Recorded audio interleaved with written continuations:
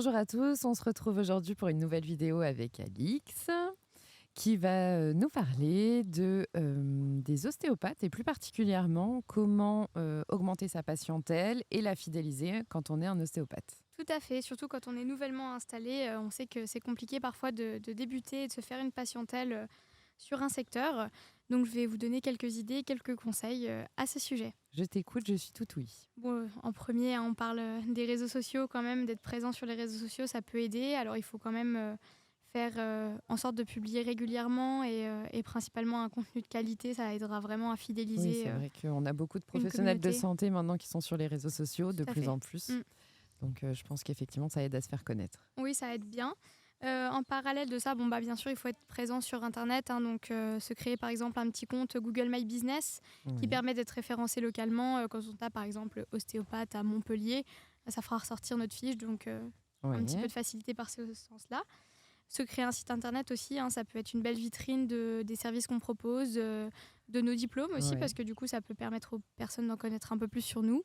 Oui, Sur, de faire ce qu'on fait, voilà, ce c'est qu'il est ça, possible. tout à fait. Parce que c'est vrai que bien souvent, on nous demande ah ben, je viens d'accoucher, à partir de combien de temps je peux venir Voilà, c'est je ça, suis ouais. enceinte, est-ce que je peux Mm. venir C'est vrai que c'est pas mal d'avoir un site internet qui met un peu toutes ces infos pour rassurer les patients et les inviter à venir sans trop se poser de questions, du C'est coup. ça, tout à fait, oui. Répondre aux questions du patient en amont.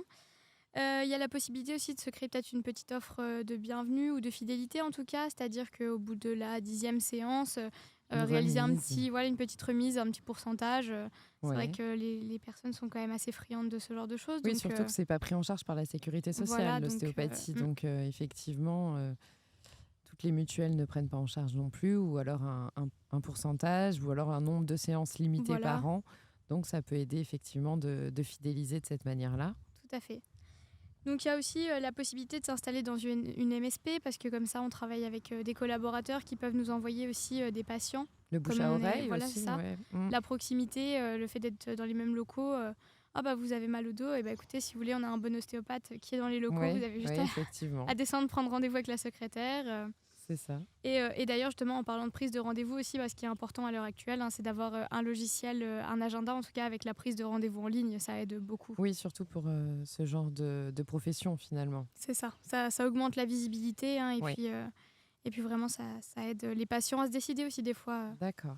d'avoir cette possibilité de prendre des Et, rendez-vous en et ligne. du coup, t'as d'autres idées ou on a fait Je pense déjà... qu'on a fait déjà un bon Ouais, petit on tour, a une fait le bonne tour. petite liste. Ok, bah en tout cas, je te remercie Alix. Si vous avez d'autres Suggestions, n'hésitez pas en suggestions, commentaire. Oui. voilà, Alix y répondra. Voilà.